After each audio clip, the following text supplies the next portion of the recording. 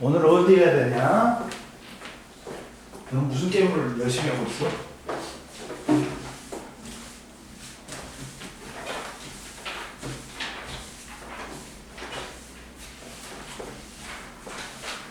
봅시다. 오늘은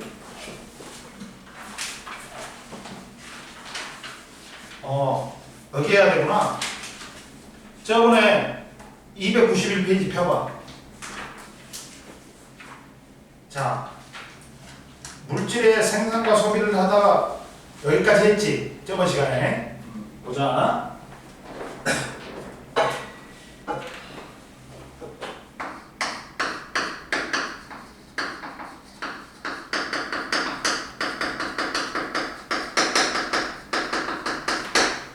자, 우리가 식물은 뭐라 그래? 식물이나 식물 플랑크톤을 뭐라 그래? 생산자라고 그랬지. 아니면 독립영양생물이라고 그래. 얘는 지가 영양분을 스스로 만들 수 있어. 광합성이 있어. 근데 소비자나 분해자는 스스로 양분을 만들어 못 만들어. 못 만들어. 그러다 보니까 얘는 종속영양생물이라고 그래. 종속되어 있단 말이야. 그러다 보니까 생산자가 있잖아. 그 영양분을 만들지. 그러면 지가 지 몸을 유지하는 데 써버리고 소비자한테는 뭐만 가? 피식량만 가. 피식량만. 총 생산량에서 뭐만 가는 거야? 피식 당했잖아. 그 유기물만 가는 거야. 그리고 이제 소비자는 그 피식량 가지고 이제 먹고 사는 거야. 이해됐어? 그래서 첫 번째 봐봐. 식물 군집의 물질의 생산과 소비를 봐봐.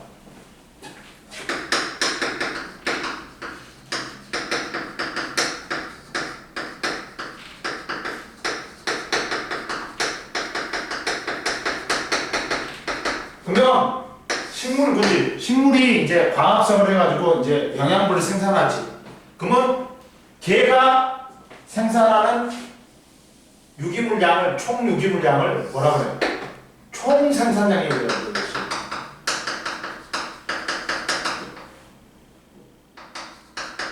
근데 이게 이제 뭘로 쓰이는 거야? 이걸 가지고 이제 이용하는 거야. 뭐 첫 번째 호흡을 하겠지. 호흡을 하고 호흡량이 있어. 그러니까 선생님 말했지. 야, 얘들은 제일 먼저 뭐를 해? 생존을 해야 돼. 먹는 것보다 나가는 게 많은 거야. 생존 자체가 안 돼. 야, 먹는 양하고 나가는 양이 똑같아. 생존은 가능. 근데 생장은 안 돼. 근데 먹는 양이 소비량보다 많아.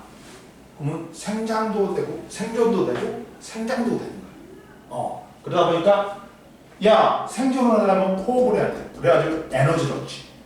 이해됐어? 호흡량에다가 그 다음 뭐에 있어? 이게 이제 순생산량이 있어.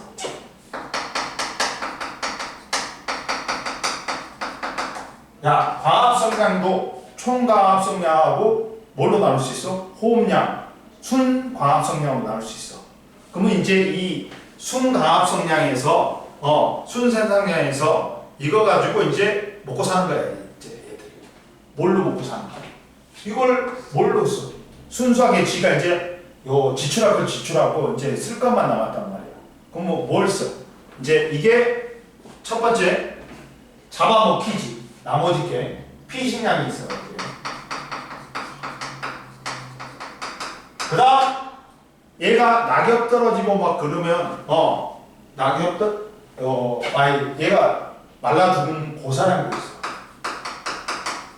그리고 낙엽 떨어지는 낙엽량도 있어. 그리고 또 뭐 또 있어. 여기에 뭐 또 있냐면 이거는 뭘 위해 쓴다 했어? 생존을 위해 쓴다 했잖아. 그러면 이제 얘가 생장하는 데서 쓰는 말이야. 뭔 말인지 알겠지, 얘들아? 뭔 말인지 알겠지? 이렇게 된단 말이야. 이해됐어? 봐봐. 식물만이 영양분을 만들 수 있어. 그러니까 걔가 만든 유기물 총량을 갖다가 총생산량이라고 해. 근데 이걸 생존을 위해서 호흡량을 써. 그리고 나머지 남는 게 이제 순생산량이야.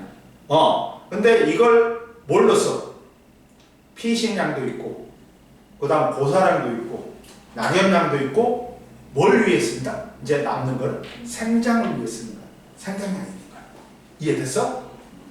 그래서 총 생산량은 생산자가 일정 기간 동안에 과합성으로 생산한 유기물의 말했지 선생님이 유기물의 총량이라 했지 이게.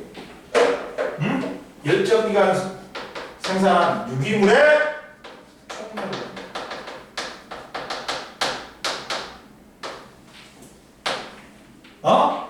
그래가지고 이 총 생산량 가지고 생존도 하고 생장도 하는 거야. 근데 생존을 위해 필요한 건 호흡량이야. 봐봐. 호흡량은 생산자 자신의 호흡으로 소비되는 유기물의 양이고, 순생산량은 총 생산량 중에서 뭘 뺀 거? 이렇게, 그렇지. 이렇게 되는 거지. 순생산량은 총 과합성량에서 생존을 위해 필요한 호흡량을 뺀 게 순생산량이겠지. 이해됐어? 그리고 이제 나머지는 이제 뭐라 그래? 야, 생장량이라고 그래. 생장량. 순생산량 중에서 1차 소비자에게 먹히는 피식량 빼고, 그 다음 말라 죽는 고사량 빼고, 낙엽이 떨어져서 낙엽으로 없어지는 낙엽량을 제외하고 생산자의 남는 유기물의 양 가지고 뭘 한다? 생장을 하는 거야. 내가. 이해됐어? 그리고 생체량, 생물량은 현존량이야. 현재 식물 군집이 가지고 있는 유기물의 총량이야. 이해됐지, 얘들아? 이거 이해됐니, 안 됐니? 외우면 안 돼. 이해하는 거야. 선생님 말했잖아. 이 그래프를 이해하면 쉽게 이해하는 거야. Y축이 광합성량. 이게 빛의 세계. 이렇게 돼. 이게 양기식물의 광합성량. 이게 음지식물의 광합성량. 그러면 얘는 빛의 세기가 세면 셀수록 광합성량이 증가한다. 근데 뭘 넘어서면 더 이상 광포화점을 넘어서면 많이 먹었다. 그만 미겨라. 광포화점을 지나면 빛의 세기가 더 이상 광합성량이 증가 안 해. 근데 여기는 광포화점이 여긴 거고. 그리고 자, 이걸 뭐라고 불러? 야, 우리가 이건 낮이다. 이건 밤이다. 밤이다. 그러면 낮에는 광합성도 하고 호흡도 해. 먹고 살아야 되니까. 호흡 안 하면 뒤지는 거야. 바로 에너지가 생산 안 되니까. 근데 광합성량이 더 많아. 그러니까 CO2가 이때는 흡수가 돼. 근데 저녁에는 뭐만 하니? 호흡만 하잖아. 그러니까 CO2가 방출이 돼. 그러면 얘는 뭐니? 호흡량이야. 밤에는 호흡만 하는 거야. 얘는 뭐라고 불러? 이게 순광합성이야. 지금 말하면 순생산량이 되겠지. 순생산량이 되겠지. 그리고 이거 두 개를 합하면 뭐가 된다? 순생산량 플러스 호흡량은 총광합성량, 총생산량이다.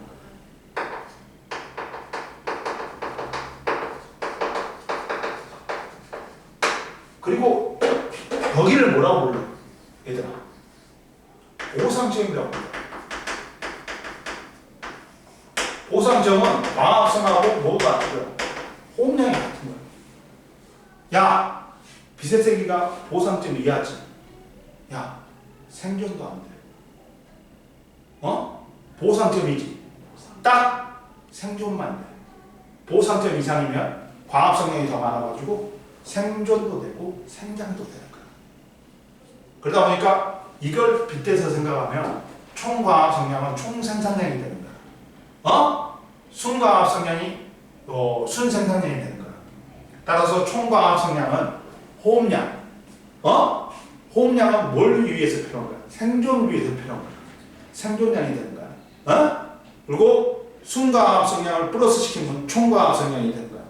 순생산량이 되는 거야. 그러면 순생산량에 뭐 잡아먹히고 1차 소비자의 잡아먹히는 피식량도 있고 고사량도 있고 낙엽량도 있고 남으면 그걸 가지고 생장을 한다는 거야. 식물이 생장량이 있다.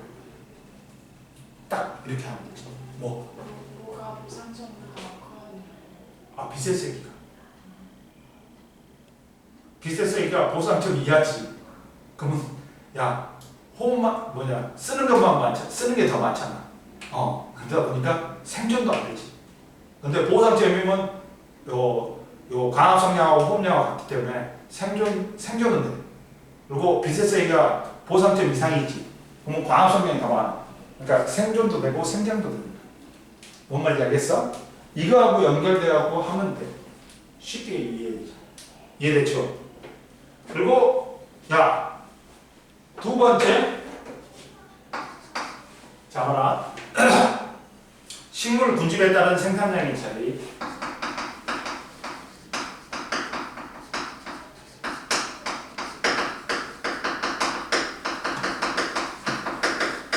선생님은 되도록이면 외우질 않아. 외우지 않고 어떤 버릇이 있냐면 이제 모든 과목은 암기는 기본이야. 근데 무턱대고 암기하잖아. 이해하고 암기하는 데 차이야. 얘들아. 첫 번째 경우가 빠른 시간에 되지. 두 번째 경우는 시간이 오래 걸리지. 그러나 보존성은 두 번째가 월등하단 말이야. 그러니까 두 번째를 해야 돼. 이렇게 외우지 마. 꼭 식물 군집에는 열대우리. 이 새끼는 광합성을 졸라 잘 자라. 왜 졸라 잘 자라가? 기온이라든지 강수량이 좋단 말이야. 그리고 빛의 세기가 세단 말이야. 그러니까 광합성량이 졸라 많아. 총 생산량이 제일 많아. 간단한 거죠. 그렇지? 열대우림은 일반적으로 육상 생태계 중에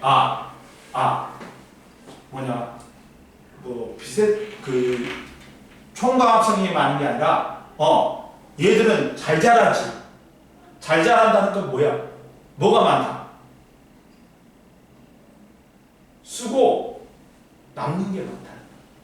즉 순생산량이 엄청 많은 거야. 그러니까 쥐가 잘 자라겠지. 생장은 잘 되겠지. 이게 많으니까 얘들아, 이게 여기에 배당된 게 많은 거야. 그러니까 쑥쑥 잘 자라지 얘들이.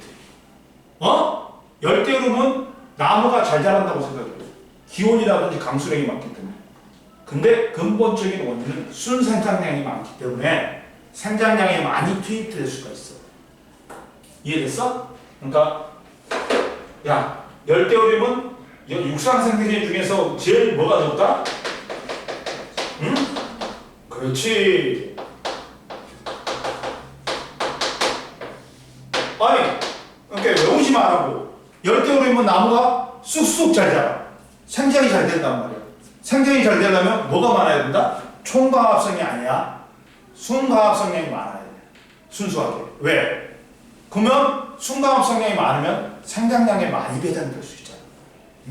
그렇게 하면 돼요. 그러면 절대 안 틀리지. 그 다음 봐봐. 천이가 천이가 진행 중인 집단이야.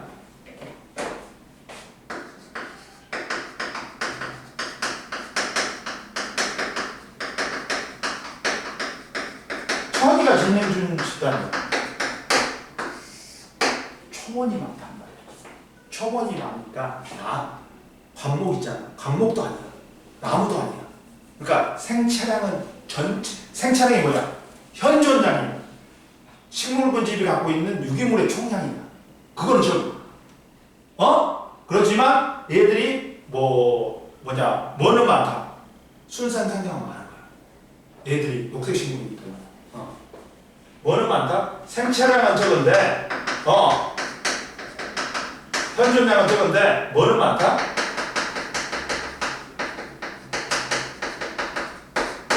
잘 자라지. 풀이 잘 자라지. 왜 잘 자라? 순생산량이 많으니까. 이해됐어? 잡초 같은 거 뭐 며칠 놔두면 쑥쑥 자라. 그러잖아. 그걸 생각하면 되지. 그리고 극상에 도달한 천이는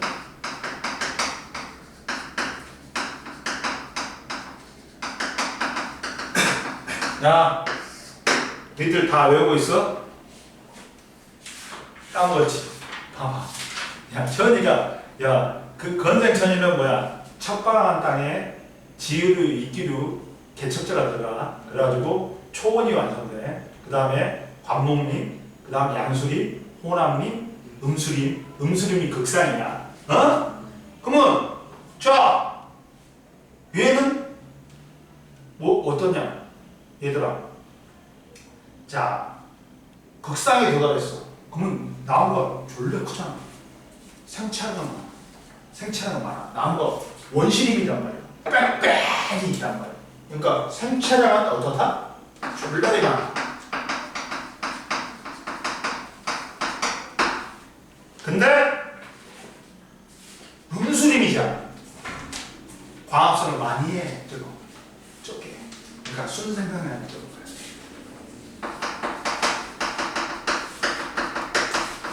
이렇게 해서 원시림에서 음수림이란 말이에요. 그러니까 나무가 빽빽이 자라가지고 나무는 졸라리 많아. 그러니까 생체량은 많단 말이에요. 근데 음수림이니까 순생산량은 이제 얘가 끝에 이르렀어. 그러니까 생장을 안 해도 돼. 다 자랄 만큼 자라버렸어. 그러니까 순생산량은 어떻다? 적은 거야. 이해됐어? 그렇지? 자랄 만큼 다 자라버렸어. 얘는 더 이상 잘 안 자란단 말이에요. 그러니까 순생산량이 적은 거지. 이해됐어? 그리고 농경지는 당연히 순생산량이 압도적으로 많겠지. 넘겨. 이해됐지? 외우지 마. 이해하면 돼. 그리고 야, 이제 초식동물의 1차 소비자의 그걸 보자. 외우지 마세요.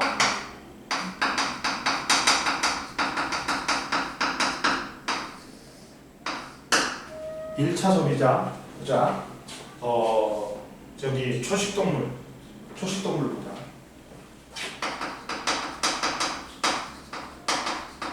아까 저기 선생님 피식량 이야기했다. 봐봐. 생산자에 의해서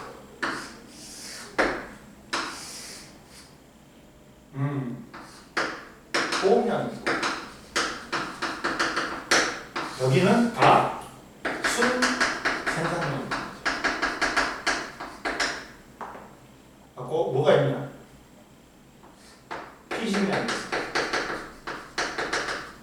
고사량이 있어. 낙엽량이 있어. 생장량이 있어. 그러면 1차 소비자는 이 피식량만 가져가는 거야. 이 피식량만 가져가는 거야. 그러면서 얘가 이제 펼쳐져. 차트가 펼쳐져 버리지.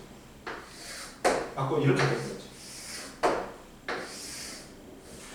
이제 이거 가지고 피식량 갖고 이제 1차 소비자가 초식동물이 먹고 사는 거야. 그러면 당연히 제일 많이 쓰는 게 뭐겠냐? 얘가 호흡량은 제일 많이 쓴단 말이야. 호흡량을 쓰다. 먹고 살아야 되니까, 생존을 해야 되니까, 얘는 생존이야. 무조건 얘는 생존이야.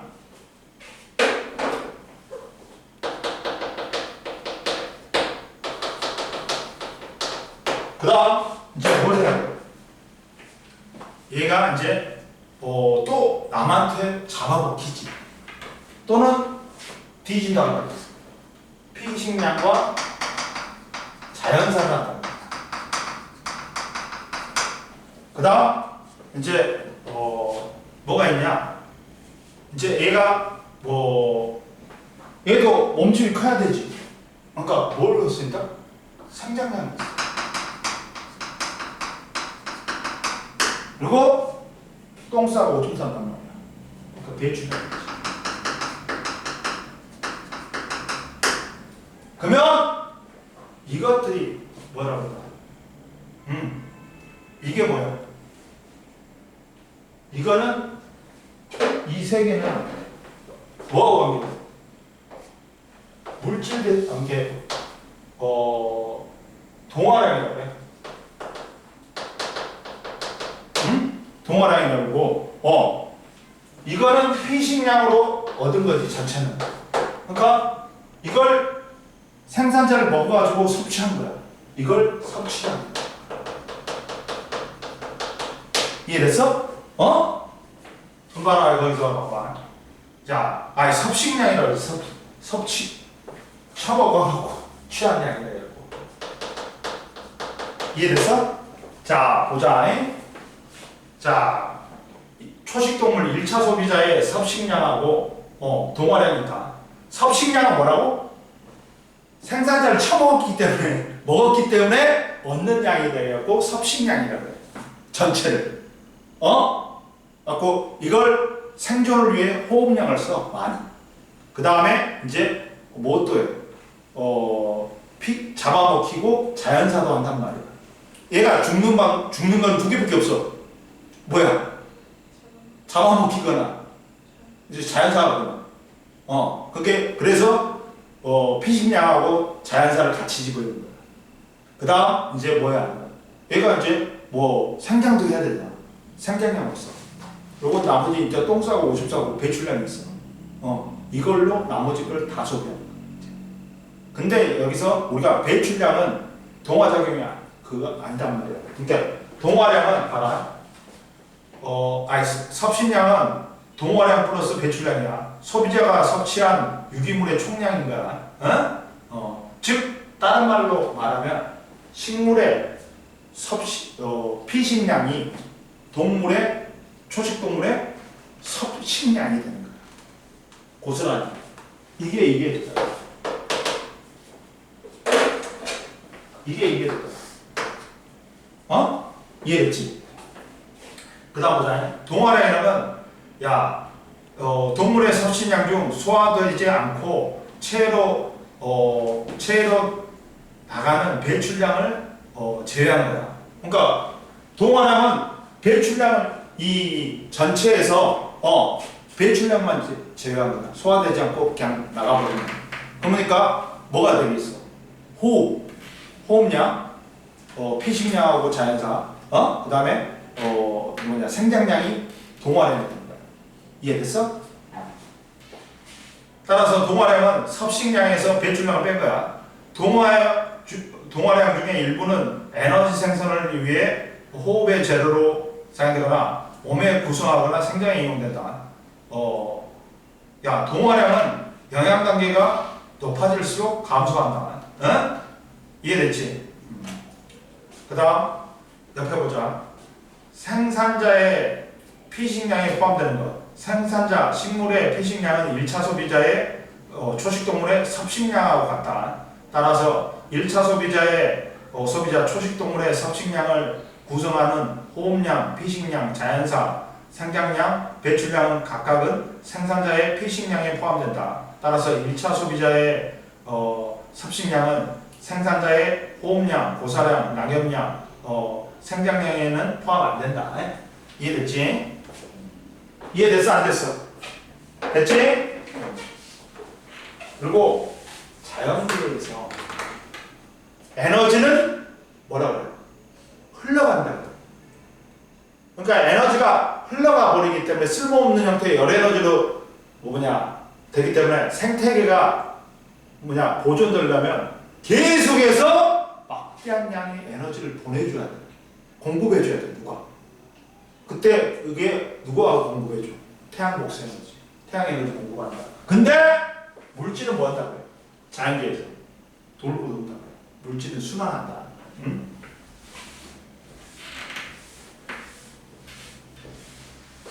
물질은 순환한다. 얘들아.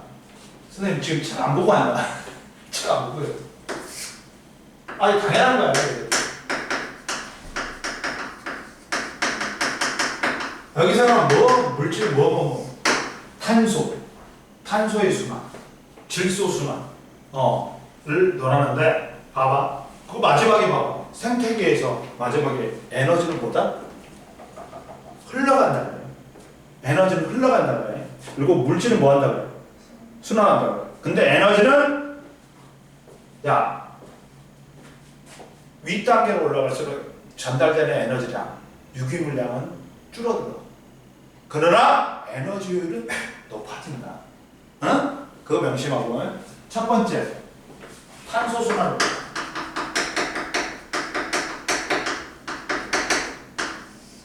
탄소 순환 당연한 거지. 봐봐. 자, 공기 중에 봐봐. 탄소는 주로 CO2 이산화탄소 형태로 대기 중에 존재하거나 물에 녹으면 물에 녹아 존재하거나 물에 녹아 있다. 대기 중에 이산화탄소는 생산자에게 흡수되어 광합성을 통해서 포도당 같은 유기물로 합성되고 이 유기물은 생산자, 소비자, 분해자의 호흡에 사용되는 이산화탄소 형태로 다시 대기나 물속으로 들어가는 거야. 그러니까 간단하지 뭐. 야, 대기 중에 있는 CO2가 생산자에 의해서 뭐를 바뀌어? 유기물 형태, 포도당으로 바뀌어. 하고 생산자, 소비자하고 분해자에게 전달돼. 그리고 생산자, 소비자, 분해자는 다시 호흡을 통해서 이산화탄 형태로 다시 내보내. 하고 계속 돌고 도는 거야. 자기에서. 간단하잖아. 이해되니? 그러다 보니까 탄소 순환으로 대기 중에 이산화탄소 농도는 일정하게 유지된다. 그러면 탄소의 분포 형태는 옆에 보면 옆에 보충자료 나왔어. 기권에서는 뭘로? 이산화탄소 형태로. 그리고 직권에서는 뭐야? 석회암, 탄산염으로 존재한다. 탄산염이랑 화석연료야. 근데 석회암이 99.8%야. 탄소가. 그리고 생물권에서는 탄수화물, 단백질 등의 지방 등의 유기물 형태로 존재한다. 그러면 첫 번째 봐봐. 자, 탄소 순환 과정에서 첫 번째. 대기 중에 이산화탄소는 생산자의 광합성에 의해서 포도당과 같은 유기물 형태로 합성이 된다. 그리고 기권에서 생물권으로 간다. 그리고 유기물은 먹이 사슬을 따라 생산자의 소비자로 이동하여 생물을 구성하거나 호흡에 이용된다. 생산자의 풀이 1차 소비자 토끼한테 잡아먹히고 2차 소비자 늑대한테 가고 생물권에서 생물권으로 간다. 그리고 생산자와 소비자의 호흡으로 유기물이 분해되어 유기물 속의 탄소가 이산화탄 형태로 대기 또는 물속으로 돌아간다. 생물권에서 기권이나 수권으로 간다. 그리고 생물의 사체나 배설물에 포함된 유기물은 분해자의 호흡으로 분해되어 유기물 속의 탄소가 다시 이산화탄소 형태로 대기나 또는 물속으로 들어간다. 생물권에서 기권이나 수권으로 간다. 그리고 생물의 사체 일부의 유기물은 땅속 해저 등에 오랫동안 퇴적되어 화석연료, 석유, 석탄으로 되고 화석연료가 연소하면 또 탄소는 이산화탄 형태로 대기 중으로 들어간다. 이 과정이 과도하게 일어나면 대기 중에 이산화탄소 농도가 높아지면서 원실 효과가 유발돼가지고 지구 온난화가 일어날 수 있다. 이해됐지? 당연한 거고. 이제 보자. 이제 뭐가 있어? 질소 순환. 얘들아, 질소는 공기 중에 78%야. 공식이 졸라 많아. 그러면 우리가 직접 고정을 할 수 있겠네요? 우리가 호흡하지. 그러면 78% 들어왔다. 그대로 78% 나와. 직접 고정은 안 돼. 질소는 직접 고정이 된다, 안 된다? 안 돼. 간접 고정밖에 안 돼. 그러다 보니까 질소는 봐. 공기 중에 있는 질소는 식물이나 직접 고정은 된다 안 된다? 안 돼. 직접 고정이 안 된단 말이야. 그럼 간접적인 고정 방법이 있단 말이야. 간접적인 고정 방법의 첫 번째가 뭐지? 번개가치다. 그러면 보온 보화 상태가 만들어지면서 질소하고 산소가 결합해서 일산화질소가 생겨. 그래갖고 질산 이온 형태로 식물에게 고정이 돼. 두 번째 방법은 식물의 뿌리에 보면 질소 고정 세균이 있어. 그리고 식물에 특히나 뿌리옥 박테리아 같은 경우는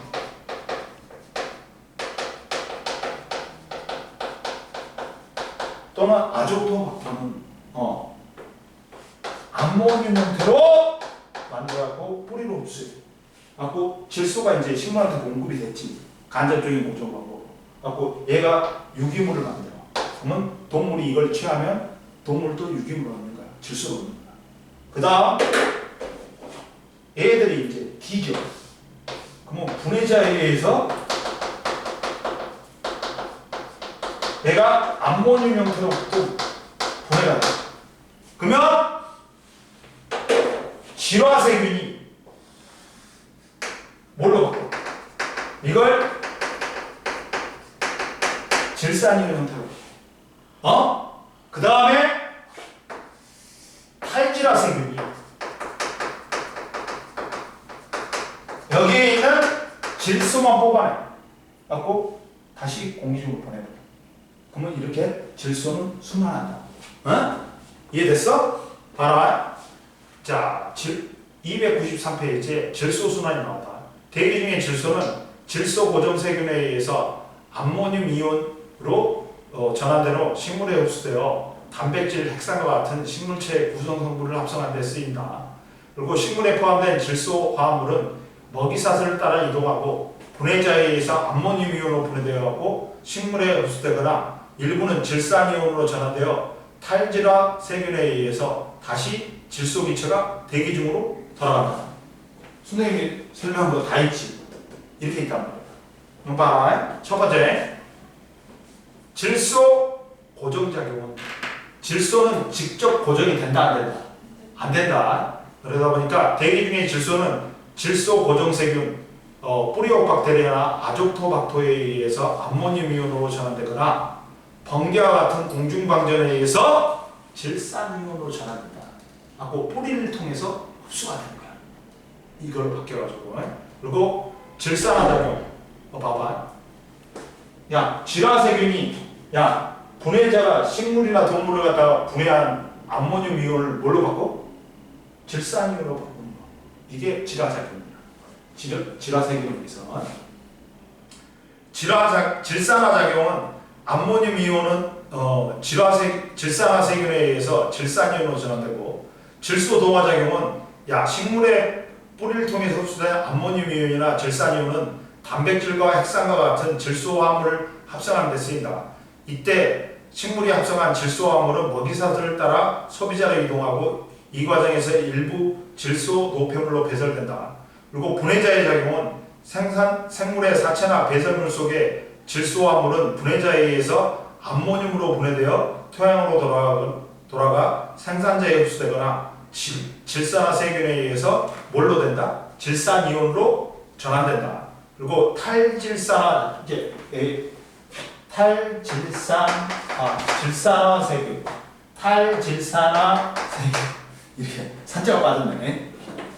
그리고 탈질산화 작용은 토양의 일부의 질산이온은 탈질산화 세균에 의해서 질소 기체가 되어갖고 대기 중으로 돌아간다. 이해되니? 보자 옆에 보충 자료 봐봐. 질소 고정 과정이 필요한 까닭. 질소는 대기 중에 78%를 차지하지만 매우 안정된 물질이므로 식물에 흡수되더라도 직접 이용하지 못한다. 따라서 질소는 질소 고정 작용을 통해 이온 형태로 전환되어야 식물이 이용할 수 있다. 그래서 화학 비료를 통해 식물에 이용할 수 있도록 토양의 질소를 공급하기도 한다. 질소 고정작용은 뭐냐? 질소 고정 세균에 의해서 대기 중의 질소가 식물이 이용할 수 있는 형태로 전환되는 거. 질산화 작용은 질산화 세균에 의해서 암모늄 이온이 이 질산 이온으로 전환되는 거죠. 탈질산화 작용은 탈질산화 세균에 의해 질산 이온이 질소로 전환되는 거야. 이해됐지? 그리고 마지막에 나와 있는 거, 생태계에서 에너지는 흘러가, 그리고 물질은 순환한다. 생태계에서 에너지는 한 방향으로 흐르다가 생태계 밖으로 빠져나가지만 물질은 생물과 비생물 환경 사이를 순환한다. 생태계에서 물질은 순환하지만 에너지는 순환하지 않는다. 생태계가 유지하기 위해서는 태양의 비에너지가 계속 유입되어야 하며 생태계로 유입되는 에너지량과 생태계 밖으로 빠져나가는 방출된 양은 어떻다? 같아야 되네. 그리고 물질은 생태계 밖에서 유입되지 않으므로 물질은 순환이 원활하게 이루어져야 합니다. 이해됐지? 좀만 쉬어. 쉬거라.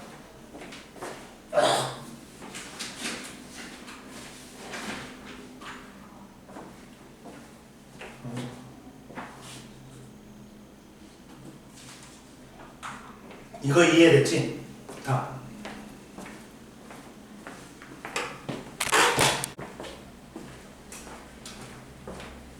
보자. 이제 생태계 평형이니까 294페이지 생태계 평형에서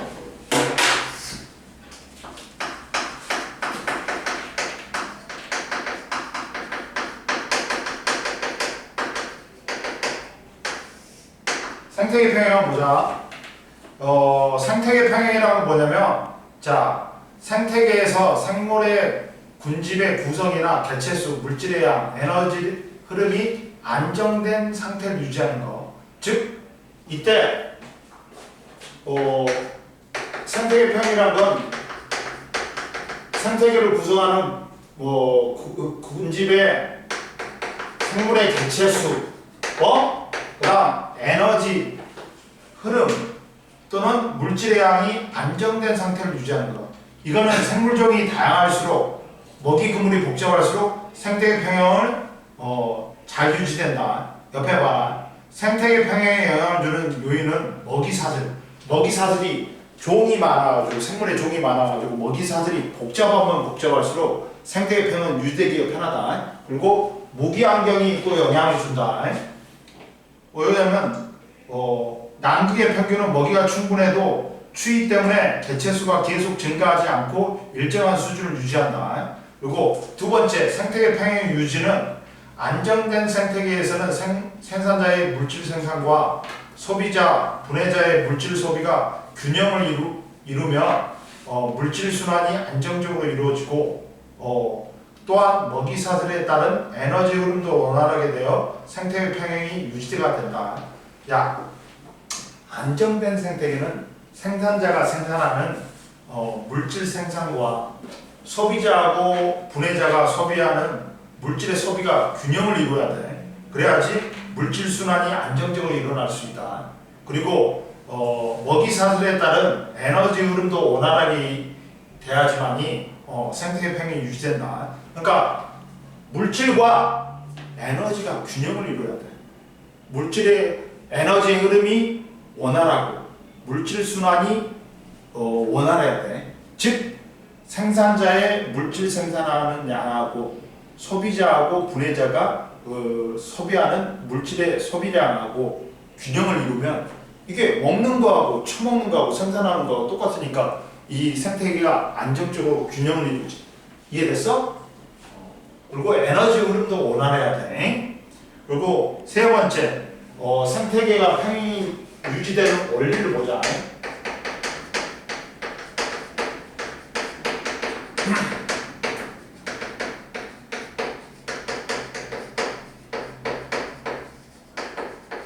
생태계 평이 유지되는 원리를 보면 여기가 뭐가 있냐면, 자, 안정된 생태계는 생태계 평이 일시적으로 깨지더라도 대부분의 시간이 지나면, 충분한 시간이 지나면 먹이사슬을 통해 생태계 평형이 회복한다. 근데 인간에 의해서 과도하게 생태계 평형이 깨져버리지. 그럼 복구가 안 될 수도 있어. 그러니까 뭐 일시적으로 뭐 자연적인 재해 때문에 생태계 평형이 깨지면 이게 이제 자기 생태계만의 자정 능력이 있어. 갖고 충분한 시간이 지나면 이 생태계 평형을 회복한다. 근데 과도한 인간의 활동에 의하면 생태계 평형이 많이 깨지면 회복이 안 될 수도 있어. 근데 이때 생태계 평형의 회복 과정 봐봐. 일시적으로 1차 소비자가 증가해. 갖고 생태계 평형이 깨져. 그러면 1차 소비자가 증가하니까 어떻게 돼? 생산자는 수가 줄지. 그리고 1차 소비자를 먹이로 하는 2차 소비자의 수가 증가해. 그러면 그리고 이제 2차 소비자가 증가하니까 1차 소비자를 많이 잡아먹고 1차 소비자의 수가 감소해. 그러면 어떻게 돼? 1차 소비자가 감소하니까 생산자의 수가 늘어나고 1차 소비자가 감소하니까 2차 소비자의 수가 줄면서 생태계 평형이 회복되는 거야. 다시 피라미드가 생태계 피라미드가. 봐봐. 1차 소비자의 개체수가 일시적으로 증가하면 생산자 피식자의 개체수는 감소하고 2차 소비자 포식자의 개체수는 증가한다. 이로 인해 1차 소비자의 개체수가 감소하면 생산자의 개체수는 증가하고 2차 소비자의 개체수는 감소하면서 생태계 평형은 다시 평형 상태를 회복한다. 그리고 이제 네 번째 생태계 평형의 파괴 요인을 보자. 파괴 요인은 두 가지가 있어. 생태계 평형을 유지하는 능력에는 한계가 있다. 따라서 이 한계를 넘는 요인이 작용하면 생태계 평형이 깨질 수도 있다. 그러면 첫 번째 생태계 평형의 파괴 요인은 첫 번째 자연재해가 있고, 두 번째 인간의 활동, 세 번째 외래 생물의 무분별한 유입이 있어. 그러면 자연재해는 뭐 산불, 홍수, 가뭄, 산사태 등에 의해서 생태계 평형이 깨질 수가 있다. 그리고 인간 활동은 인간에 의해서 댐과 도로 건설, 개간, 간척 사업, 화석연료의 과다 사용 등으로 인해 생물의 서식지가 파괴되고 환경이 오염되어 생태계 평형이 깨질 수가 있다. 그리고 세 번째, 외래 생물의 무분별한 유입. 외래 생물 같은 경우 옆에 봐라. 그 지역에 원래 살던 생물이 아닌 다른 지역에서 유입된 생물을 말한다. 외래 생물은 새로운 서식지에 천적이나 경쟁 상대가 없으면 그 수가 급격히 증가할 수 있는데 그 결과 생태계 평형이 깨진다. 외래 생물의 무분별한 유입은 외래 생물이 유입되어 생태계에 정착하면 고유종이 감소하고 먹이사슬이 변하여 생태계 평형이 깨질 수가 있다. 그래가지고 그런 예가 뭐냐면 인간의 활동에 의해서 생태계 평형이 깨지는 그 예를 보여주는 게 카이바브 고원의 생태계 변화가 있다. 그림은 미국의 카이바브 고원에서 사슴의 개체수를 늘리기 위해 1905년에 사슴의 포식자인 퓨마를 사냥을 허가한 후 사슴과 퓨마의 개체수 및 초원의 생산량의 변화를 나타냈다. 원래 카이바브 고원의 먹이사슬은 풀이 생산자고 사슴이 1차 소비자, 퓨마가 2차 소비자였어. 근데 퓨마 사냥이 허가된 직후 변화는 퓨마의 개체수가 감소로 사슴의 개체수가 급격히 증가했다. 그래갖고 1920년대 초반의 이후의 변화는 초원의 생산량의 감소로 먹이가 부족하여 사슴의 개체수가 급격히 감소했다. 인간의 간섭으로 생태계 평형이 파괴될 수도 있다. 그 예를 보여준 거야. 295페이지 한번 풀어봐.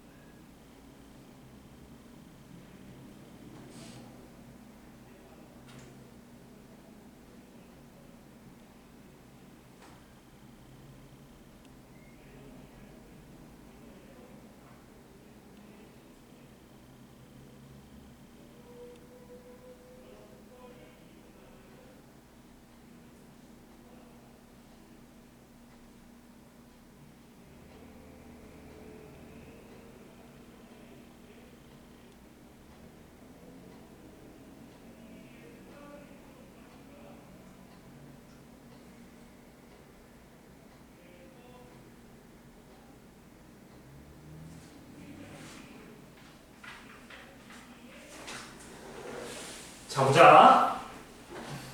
다 했어? 덜 했어? 해? 음.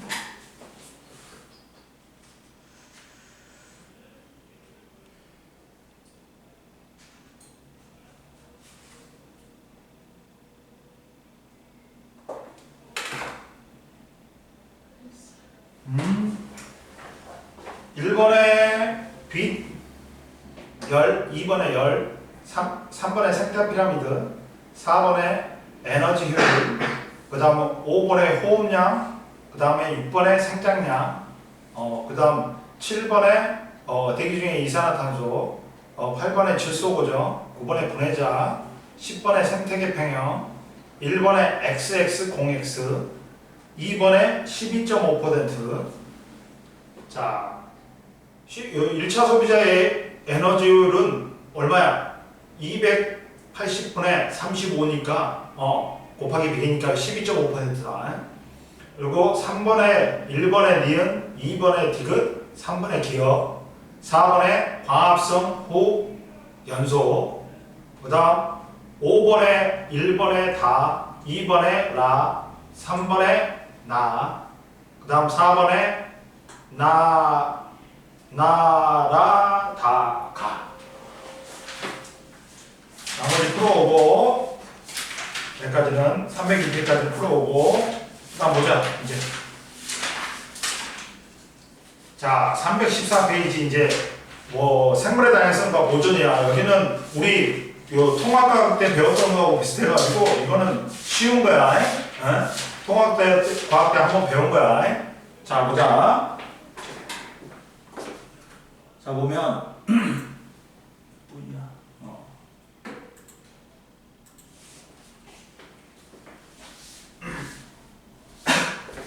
생물의 다양성 보자. 생물의 다양성은 종다양성이 많은 것만 의미하지 않는다.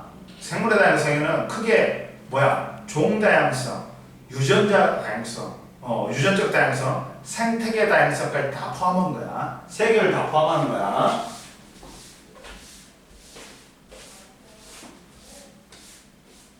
자, 보자. 생물의 다양성은 뭘 포함한다고?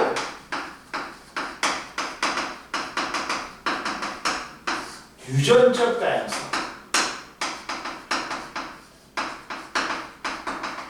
종 다양성, 생태계 다양성을 다 포함한 넓은 의미가 생물의 다양성입니다. 이해됐니? 그럼 봅시다. 첫 번째, 자, 생물의 다양성은 생태계에 존재하는 생물의 다양한 정도를 의미해. 넓은 의미에서 개체군의 유전적 다양성, 생태계를 구성하는 생물의 종 다양성, 일정 지역에 사는 생태계 다양성을 모두 포함한다. 첫 번째, 유전적 다양성은 뭐냐? 하나의 종이 있는데 종마다 몸의 형태나 기능이 조금씩 틀린 거야. 몸의 형태가 틀린 거야. 왜? 유전자가 틀려. 전부 다. 그러다 보니까 형질이 다르게 발현되는 거야. 유전적 다양성은 한 생물 중에 얼마나 다양한 대립 유전자가 존재하는가를 뜻한다. 같은 생물이라도 각 개체가 갖는 대립 유전자가 다양하여 색, 모양, 크기 등이 다양하게 나타난다. 무당벌레 예를 들면 무당벌레에 다양한 무늬하고 색이 나타나고 기린도 다양한 털무늬가 있고 얼룩말, 제브라도 전부 다 무늬가 똑같은 것 같지? 전부 다 틀려. 왜 그러냐면 얘는 유전자가 다양하다. 즉 대립 유전자가 다양한 대립 유전자가 존재해가지고 개체마다 유전적으로 차이가 있어가지고 형질의 차이가 나타나는 거야. 그리고 대립 유전자가 종류가 다양할수록 생물종의 유전적 다양성이 높아진다. 그리고 유전적 다양성이 높은 개체군은 적응력이 높아 급격한 환경 변화에도 생존할 가능성이 있다. 그러니까 이 말은 뭐냐면 똑같은 놈만 만들어. 그러면 다 뒤지거나 다 살거나. 근데 유전적으로 다양해. 그러면 형질이 다양한 자손을 만들어. 그러면 환경이 변해도 그 중에 살아남는 놈이 있어. 아일랜드가 1850년도에 야 미국이 이민자의 나라라 그랬지. 제일 많은 종이 어디 있는 줄 아냐? 흑인 빼고 독일계가 제일 많아. 그 중에 또 뭐 이탈리아계, 아일랜드계도 많아. 이게 아일랜드 사람들은 뉴욕 쪽에 많이 살아. 왜 그러냐면 1800년대 초에 야 감자 마른병이라고 병이 생겼어. 근데 그 전에 아일랜드에서는 감자의 품종이 다양했는데 감자를 품종을 갖다가 한 종으로 만들어 버렸어. 그러다 보니까 걔가 감자 입마른병이 생겨갖고 이 종이 이 입마른병이 걸려버린 거야. 그러다 보니까 야 종이 다양하지 않잖아. 그러니까 얘가 걸려버리니까 다 뒤져버린 거야. 그래갖고 감자가 생산이 안 되고 그러니까. 그래갖고 한 150만 명 죽었대. 그래갖고 사람들이 이제 이민을 하기 시작한 거지. 그래갖고 살라고. 그래갖고 미국으로 온 거야. 그래서 아일랜드가 미국에 가는 거야. 자, 봐라. 옆에 나왔어. 자, 경작지에는 다양한 감자 품종을 갖다가 재배했어. 근데 감자 마른병이 유행했어. 근데 그래도 일부 감자는 품종이 생존했어. 감자의 품종이 다양하여 감자 마른병의 유행에도 일부 감자 품종이 생존했다. 근데 경작지 B는 단일 품종만 재배했어. 그러다 보니까 이게 감자 마른병에 취약한 감자 품종이었어. 그러다 보니까 감자 마른병이 유행해갖고 모든 감자가 죽었어. 즉 개량된 단일 품종의 감자만 선택적으로 재배하여 감자 마른병이 유행하자 모든 감자가 죽었지. 경작지 A에서는 감자가 유전적으로 다양하여 감자 마른병의 유행에도 살아남은 품종이 있어. 갖고 감자가 멸종되지 않는데, 즉 유전적 다양성이 높을수록 적응력이 높아서 생존의 확률이 높다. 이해했지? 갖고 옆에 보자.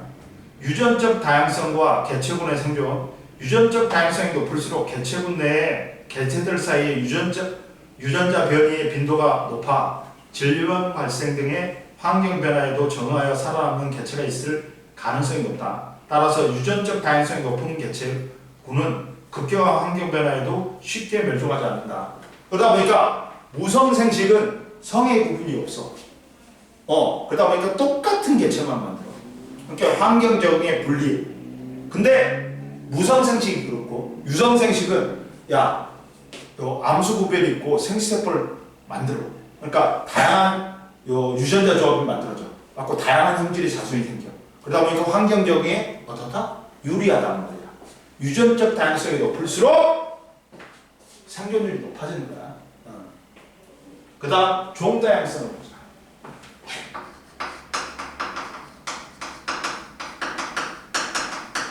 종 다양성을 보자.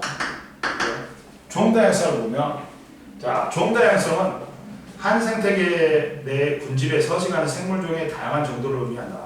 자, 이거는 단순하게 야 종이 얼마나 많은가가 아니야. 그 의미에는 종도 많아야 되고 이 종들이 균등한 비율로 있어야 돼. 이게 종 다양성이 높은 거야. 봐, 일정 지역에 얼마나 많은 종이 얼마나 균등하게 미주어에 얼마나 많은 종이 얼마나 균등하게 분포하고 살고 있는지를 의미한다.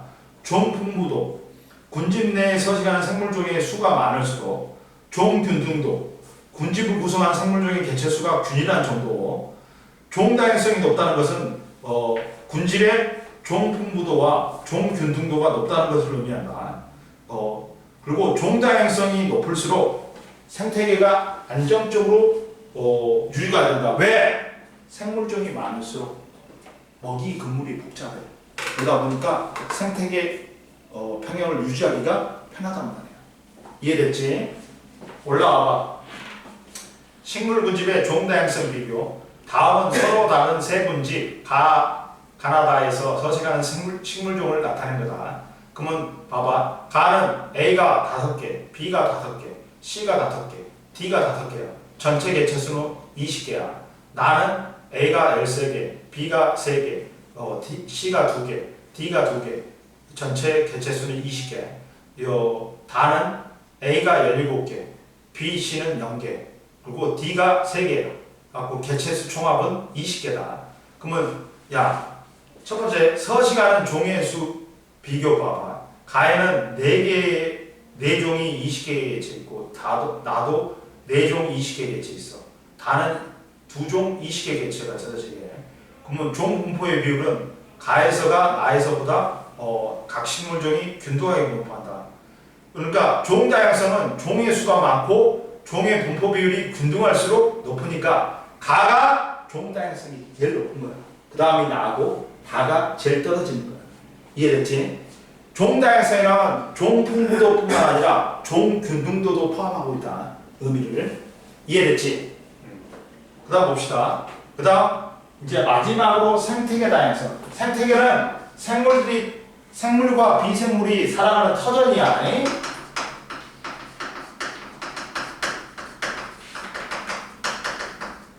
생태계 다양성은 보자. 자, 생태계 다양성은 일정 지역에 나타난 생태계의 다양한 정도를 의미한다. 생태계 구성 요소 사이에 상호작용의 다양성까지 포함된다. 생태계 종류는 열대우림, 갯벌, 습지, 사막, 초원, 호수, 강, 바다, 농경지 등이 있다. 근데 옆에 봐라. 생태계 부분에서 생태계는 크게 육상 생태계와 수 생태계로 구분한다. 육상 생태계는 숲, 초원, 사막, 툰드라 등이 있고 수 생태계는 담수 생태계, 강과 호수가 있고 해양 생태계, 바다 등이 있다. 근데 이때 열대우림이 종 다양성이 가장 크다. 왜? 열대우림은 봐라. 열대우림은 강수량이 많고 기온이 높아 식물의 종류가 많고 그 식물을 이용하는 동물이나 균류도 많다. 따라서 여러 생태계 중에서 열대우림이 종 생태계가 가장 높다. 그리고 갯벌이나 습지는 수 생태계하고 육상 생태계가 합해져 있어. 그러다 보니까 육상 생물도 살 수 있고 수 생태계에서 살 수 있다 보니까 종 다양성이 높은 편이야. 이해됐어? 그 다음 두 번째 보자. 생태계에 따라 환경 요인이 달라. 기온, 환경 요인은 강수량, 위도 등이 달라. 서식하는 생물종이 다르므로 생태계가 다양할수록 뭐가 높다? 터전이 많으니까 종도 여러 종이 많아. 생태계 다양성이 높으면 종 다양성도 높아진다.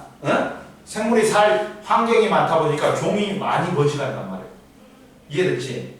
그리고 두 생태계가 인접한 곳은 두 생태계의 자원을 모두 이용할 수 있는 생물종이 서식하여 종 다양성이 높다. 갯벌과 습지는 아까 지금 말했지. 육상 생태계와 수 생태계에 있는 완충지형이므로 육상 생태계의 생물도 살 수 있고 수 생태계의 생물도 살 수 있어서 종 다양성이 높다. 매우 높다.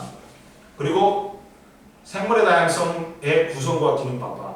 개체들 사이의 유전적 다양성은 군집의 종 다양성을 유지하는 기능을 하고 군집의 종 다양성은 전체 생태계의 안정성과 다양성을 유지하는 원천이 된다.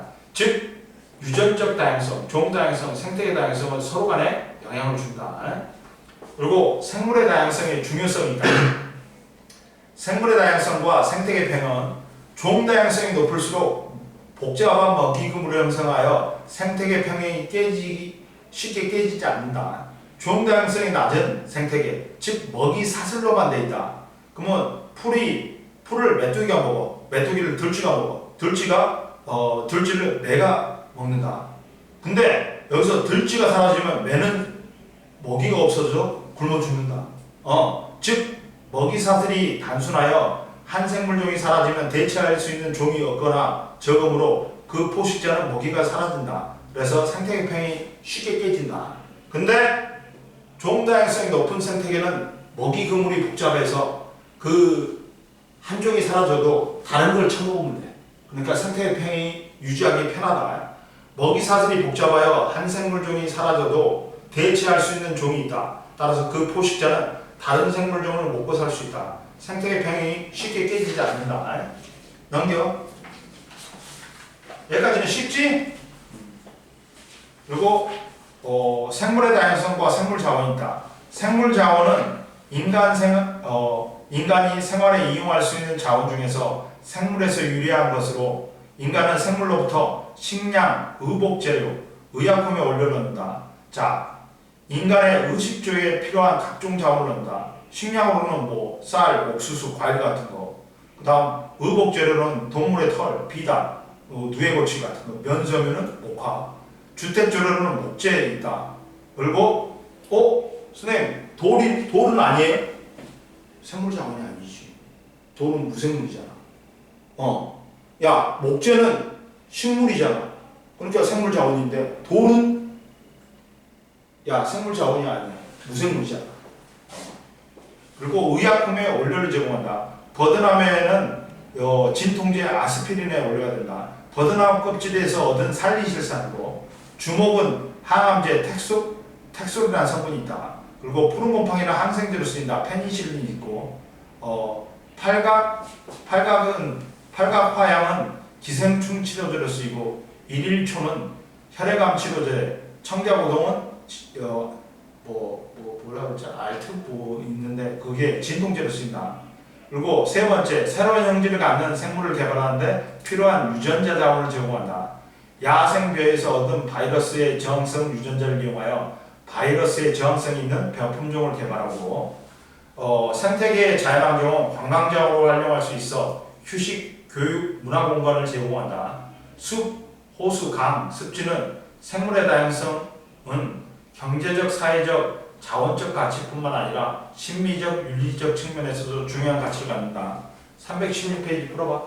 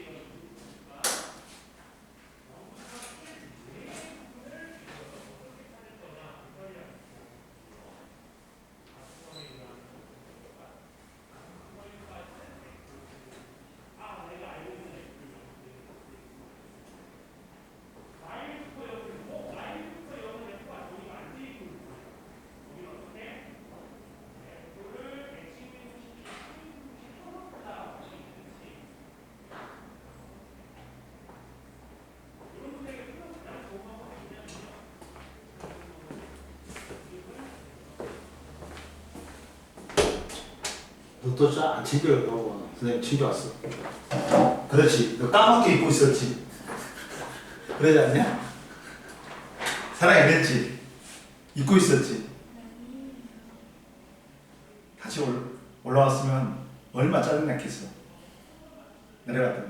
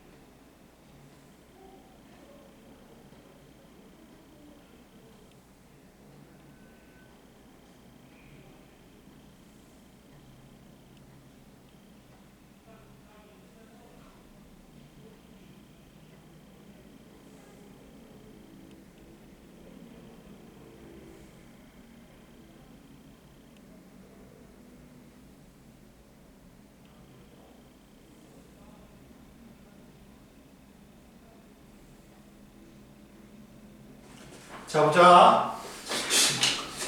야 너 소리 내면서 하자. 이렇게 꿀잠 자던데? 자 1번의 유전적 다양성, 종다양성, 생태계 다양성, 그 다음 4번의 생물자원, 1번의 유전적 다양성, 종다양성, 생태계 다양성, 2번의 X00XX, 3번에 높으면 복잡한 깨지지 않는다. 1번에 디귿, 2번에 기억, 3번에 니은, 4번에 리을. 그 다음 마지막으로 이제 거기 보자. 이제 생물의 다양성의 감소 원인이 있다. 생물의 다양성의 감소 원인. 이것도 누구야? 주 원인이 인간이 아니? 인간의 활동이야.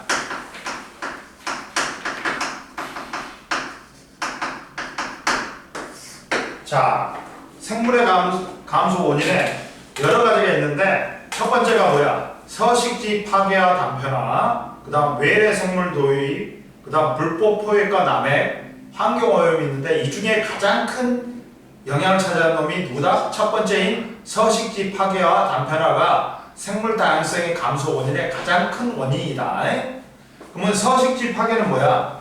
숲의 벌채, 습지의 매립 등으로 서식지가 파괴되면 그 지역에 서식하는 생물종이 멸종될 가능성이 커서 종 다양성이 크게 감소한다. 그리고 아예 서식지를 파괴해버리는 거고, 서식지 단편화는 뭐야? 도로나 도로 건설이나 택지 개발 등으로 대규모 서식지가 소규모로 나뉘는 거. 그러면서 서식지의 면적이 감소하면서 생물의 다양성이 감소하는 게 서식지 단편화야. 자, 서식지가 분할되면 서식지 면적이 감소하고 개체군의 크기가 작아진다. 그러면서 종 다양성이 작아진다. 그리고 서식지가 분할되면 생물종의 이동이 제한되고 고립된다. 그래갖고 이동 범위가 좁아져서 생물이 다음 시간에 하자.